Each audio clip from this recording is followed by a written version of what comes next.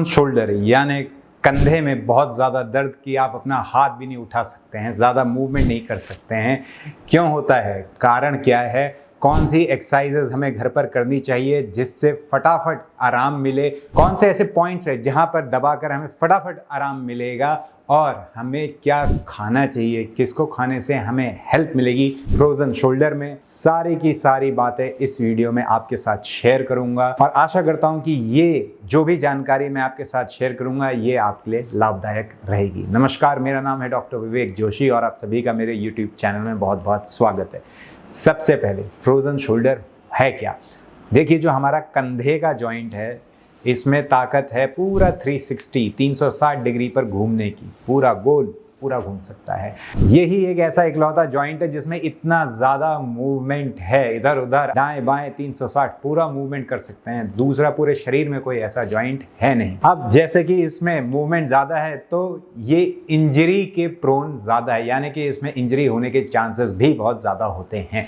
कारण क्या होते हैं इंजरी के? अगर कोई डायबिटिक है, शुगर बढ़ा हुआ है बॉडी के अंदर, तो वो बहुत डैमेज करता है और मसल डैमेज भी करता है, जिसके कारण ये हो सकता है नर्व्स को कमज़ोर कर देता है, पिंच हो जाती है नर्व, उससे भी हो सकता है। हाइपोथायरॉयडिज्म है, उससे भी हो सकता है। कोई ट्रॉमा हो गया, चोट लग गई, इंजरी हो गई कोई, उससे भी हो सकता है। और इन सब के साथ साथ अगर आपका डाइजेशन यानी पाचन अच्छा नहीं है, उससे ये कंडीशन और ख़राब हो सकती है। फ्रोजन शोल्डर की 3 स्टेजेस होती हैं। ऐसा नहीं होता है कि फ्रोजन शोल्डर जीवन भर किसी को परेशान करता है, एक समय के लिए रहता है। किसी के में वो समय छोटा होता है, किसी के में वो समय लंबा हो सकता है। पहली स्टेज है फ्रीजिंग स्टेज। इसमें क्या होता है, धीरे धीरे दर्द होना शुरू होता है, दिक्कत महसूस होने लगती है शोल्डर में, और ये दिक्कत धीरे धीरे और बुरी होने लगती है। ये है पहली स्टेज। लेकिन पहली स्टेज में आप थोड़ा बहुत मूवमेंट कर पाते हैं, मूवमेंट में दर्द होता है लेकिन मूवमेंट हो जाता है। दूसरी स्टेज है फ्रोजन स्टेज। फ्रोजन यानी जम गया। अब इस स्टेज में मूवमेंट नहीं हो पाता है, मूवमेंट होने में इतना दर्द होता है कि मूवमेंट ही नहीं हो पाता है। आपका ये जो जॉइंट है ये स्टिफ हो गया है, इसमें दर्द हो रहा है, ये होती है दूसरी स्टेज। जो तीसरी स्टेज होती है वो होती है थॉइंग स्टेज। इसमें क्या होता है कि धीरे धीरे दर्द कम होने लगता है और जॉइंट में मूवमेंट आने लगता है। तो फ्रोजन शोल्डर जीवन भर के लिए नहीं है, लेकिन जितने टाइम रहता है बहुत परेशान करता है। अब इसमें हम क्या कर सकते हैं, क्या हमें हेल्प कर सकता है? मैं आपको 2 टाइप की एक्सरसाइजेस दिखाता हूं और उसके बाद दिखाऊंगा कहां पर दबाना है, दबाकर कैसे मसाज करनी है जिससे आपको आराम मिले। सबसे पहले एक्सरसाइज की बात कर लेते हैं। तो जो पहली एक्सरसाइज है उसमें क्या करना है, जैसे कि आप वीडियो में देख सकते हैं, आपको अपना हाथ आगे रखना है, लेकिन आगे ऐसे रखना है कि जो आपका हाथ है वो जो आपके कंधे की सिधाई है उससे थोड़ा सा नीचे आए। तो नीचे रखना है, इससे आपको दर्द नहीं होगा। उसके बाद जैसा आप देख सकते हैं, इसको एकदम मिला के नहीं रखना है दीवार से, इसको थोड़ा सा जैसे आप वीडियो में देख सकते हैं वैसे आगे को हाथ रखना है, उंगलियां रखनी है। ऐसे उंगलियां रखने के बाद आपको इन उंगलियों को धीरे धीरे ऊपर की ओर चलाना है। ऐसे आप चलाते रहिए जब तक आप इस पॉइंट पे ना पहुंच जाएं कि बहुत ज़्यादा दर्द हो रहा है, थोड़ी स्टिफनेस है, थोड़ा सा दर्द है, तो थोड़ा सा और खींचिए। जितना हो सकता है उतना आप अपने आप को पुश करिए। जो मैक्सिमम लिमिट है वहां पर कुछ सेकंड रुकिए, उसके बाद वापस एकदम से नीचे आ जाइए। ऐसे आप दिन भर जितने बार टाइम मिले उतनी बार करिए। बहुत ज़्यादा भी नहीं करना है, लेकिन 3-4 बार भी दिन भर में करेंगे वो भी चलेगा। तो ये है पहली एक्सरसाइज। दूसरी एक्सरसाइज के लिए आपको चाहिए कुछ वेट। जैसा कि मेरे को मिली, एक मेरे पास किताब रखी हुई थी, तो मैंने कश्यप संहिता किताब थी आयुर्वेद की, वो मैंने ले ली डेमोन्स्ट्रेशन के लिए। तो कुछ वेट वाली चीज़ होनी चाहिए, कोई बुक हो सकती है, कोई पानी की बोतल हो सकती है, कुछ भी, कुछ वेट वाली चीज़ आप अपने हाथ में रखिए। फिर दीवार या फिर कोई टेबल है या कोई सोफे का साइड है या बिस्तर की साइड है, कोई भी चीज़ जहाँ पर आपको झुकने में आराम हो, पकड़िए जैसा कि आप वीडियो में देख सकते हैं। उसके बाद अपने हाथ को एकदम लूज नीचे फ्री छोड़ दीजिए, कंधा फ्री छोड़ दीजिए, जो आपका वेट है वो नीचे की ओर झूल रहा है।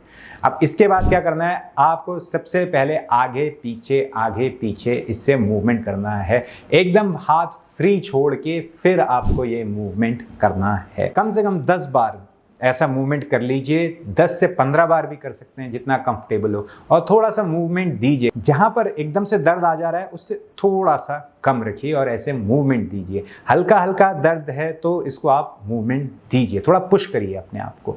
तो ये एक्सरसाइज करेंगे। इसके बाद आप क्या करेंगे, पहले हमने आगे पीछे कर लिया, अब दाएं बाएं, राइट लेफ्ट, ऐसे आप अपने हाथ को चलाएंगे।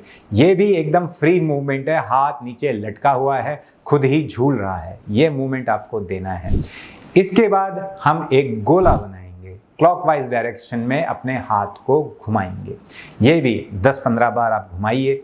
इसके बाद एंटी क्लॉकवाइज डायरेक्शन में जैसा गोला बनाया था उससे उल्टी दिशा में आप फिर से एक गोला बनाएंगे। जो भी मैंने बताया सब कम से कम 10 से 15 राउंड इसके करिए।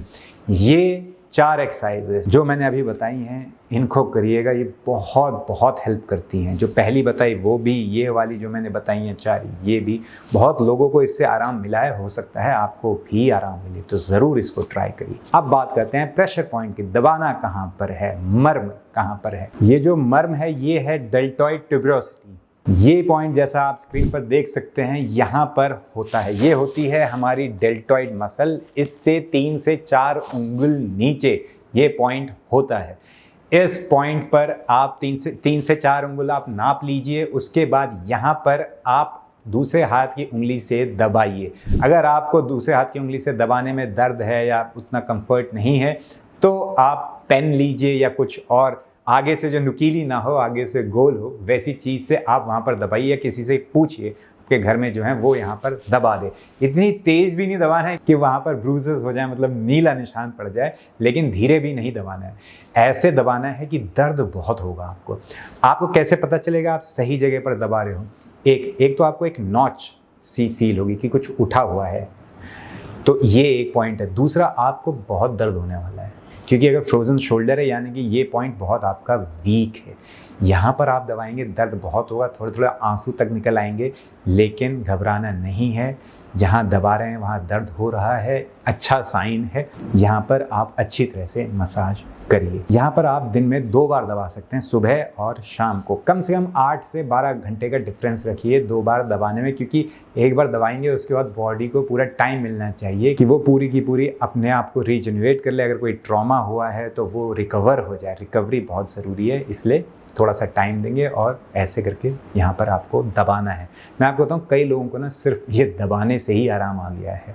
ये आप दबाएंगे, आपको लगेगा यार कंधे एकदम फ्री हो गए हैं, ऐसा महसूस होता है। ये सारी एक्सरसाइज करने के बाद आप यहाँ पर गर्म सेक कर लीजिए। गर्म बॉटल जो आती है पानी की, उससे आप सेक कर सकते हैं। कोई भी चीज़ जो भी है, जो भी अवेलेबल है, उससे आप गर्म सेक कर लीजिए।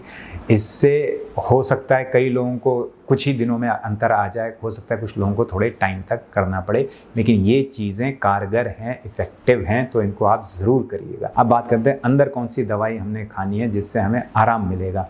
सबसे पहले विटामिन D3। विटामिन D3 आपको खाना ही खाना है। अगर विटामिन D3 का आप सेवन नहीं करोगे, विटामिन D3 कम है, तो ट्रॉमा के चांसेस, डायबिटीज़ के चांसेस, ऑस्टियोपोरोसिस, ऑस्टियोआर्थराइटिस, सारी दिक्कतें होने के चांसेस बहुत ज़्यादा हैं। अगर आप चाहते हैं कि ये सब दिक्कत ना हो, बाल अच्छे हो गए, हड्डियाँ आपकी मजबूत रहें, तो विटामिन D3 की आज ही जांच कराएं। अगर वो हायर लेवल पर नहीं है नॉर्मल के, ऐसा नहीं है कि अगर 30 नॉर्मल है तो आपका 35 आ गया, 40 आ गया, आप खुश हो गए, नहीं। आप ये मानिए कि अगर 100 तक नॉर्मल है रेंज, 30 से 100, तो आपका होना चाहिए 70 से 80। अगर कम आता है तो किसी भी आप मेडिकल स्टोर में जाइए, उससे कहिए मुझे विटामिन D3 की 60,000 IU की कैप्सूल दे दे, किसी भी कंपनी की ले लीजिए और उसको हफ्ते में 1 खाना शुरू करिए। ये मेरी जनरल रिकमेंडेशन है। ध्यान रखिएगा, विटामिन D3 खाने के साथ या खाने के तुरंत बाद खाया जाता है। ये एक फैट सोल्यूबल विटामिन है, तो जब भी आप खाएं उसमें थोड़ा सा फैट होना चाहिए। अगर आप इसे खाली पेट खा लेंगे या फिर सिर्फ जूस के साथ पी लेंगे तो इसका असर ज़्यादा नहीं होने वाला है। इसलिए हमेशा ध्यान रखें कि इसको खाने के साथ या खाने के बाद खाना है, कि हफ्ते में 1 बार इसको खाना चाहिए। और पेट साफ रखने के लिए आप थोड़े टाइम तक भूमि आंवला का इस्तेमाल कर सकते हैं। भूमि आंवला आपके लिवर को भी हेल्थी रखता है, आपके पेट को भी साफ रखता है। तो 2 महीने तक आप भूमि आंवला का सेवन कर लीजिए। आधे से 1 चम्मच दिन में 2 बार खाने के बाद इसको खाना चाहिए। सबसे पहले आधा चम्मच खाइए। अगर आपको लगता है कि डाइजेशन में बहुत अच्छा इफेक्ट पड़ रहा है आधे चम्मच से, तो ज़्यादा खाने की ज़रूरत है नहीं, आधे चम्मच से भी काम चल जाएगा। अगर आपको लगता है नहीं यार और ज़्यादा ज़रूरत है, तो आप 1 चम्मच सुबह शाम खा सकते हैं। भूमि आंवला, ये आंवला नहीं है, आंवले से टोटली डिफरेंट है। भूमि आंवला हर्ब है, ये आपके लिवर के लिए, डाइजेशन के लिए अच्छी होती है। तो अगर आपको फ्रोज़न शोल्डर है तो आप 2 बार भूमि आंवला ले सकते हैं। ये खाना है। अब खाने में क्या खाना है, देखिए अगर फ्रोज़न शोल्डर की दिक्कत है तो अंकुरित कुछ भी नहीं खाना है, स्प्राउट्स वाली चीज़ें नहीं खानी है। जी हाँ, आपने सही सुना, जितना भी लोग कहें अच्छी है, आयुर्वेद के अनुसार अगर ये दिक्कत है, इसको फ्रोज़न शोल्डर को वात की दिक्कत कहा जाता है, तो आपको ऐसी चीज़ें जो वात को बढ़ाती हैं उनको नहीं खाना है, जैसे अंकुरित चीज़ें या फिर कच्ची सब्जियां। जैसे कहते हैं सैलेड खाओ, सैलेड खाओ, सैलेड से अच्छा होगा। अगर ये दिक्कत है तो सैलेड मत खाओ, पका कर अपनी सब्जियां खाओ, उबाल कर खाओ, तब आराम मिलेगा। आलू कम करना है, बाहर का सारा खाना बंद करना है, बाजार से मंगाया हुआ खाना नहीं खाना है, घर का बना हुआ खाना खाना है। रात के खाने में और सुबह के खाने में, जब आपने डिनर किया है उस वक्त से अगर हम गिने, सुबह जो आपका पहला जो आपका नाश्ता होगा, चाहे चाय हो चाहे नाश्ता हो, एक ही चीज़ मानी जाएगी, उसमें 14 घंटे का आपको डिफरेंस रखना है। ये चीज़ें आपको मदद करेंगी। इसके साथ साथ उड़द की दाल का इस्तेमाल बिल्कुल नहीं करना है। अब अगर बाहर से मसाज करनी है, ऑयल मसाज, तो आप या तो तिल के तेल से कर लीजिए, लेकिन अगर आप और अच्छा कोई तेल में से पूछें आयुर्वेदिक तेल, तो कर्पूरादि तेल बहुत अच्छा माना जाता है ऐसी परेशानियों के लिए। आपको लगाते ही आपको असर फील होगा। बहुत सारी कंपनियां बनाती हैं अलग अलग, आप किसी भी कंपनी का ले लीजिए कर्पूरादि तेल और उससे अच्छी तरह से मसाज करिए। मसाज के बाद आप इस एरिया पर जो मैंने बताया गर्म बोतल से सिकाई कर सकते हैं, तो कर्पूरादि तेल सबसे बेस्ट रहेगा। अगर आपको कर्पूरादि भूमि आंवला ढूंढने में परेशानी है तो मैं उसके लिंक नीचे डिस्क्रिप्शन बॉक्स में डाल दूंगा, आप वहां से देख सकते हैं। ध्यान रखिए विटामिन D3 अच्छा होना बहुत ज़रूरी है। साथ में मैंने आपको कसरत बता दी है, पॉइंट्स बता दिए हैं जहां पर दबाना है। ट्राई करिए, बाद में अपने फीडबैक, असर हुआ नहीं हुआ, क्या चल रहा है, ज़रूर नीचे कमेंट्स बॉक्स में लिखिएगा, क्योंकि मुझे विश्वास है कि आज की वीडियो बहुत लोगों के लिए लाभदायक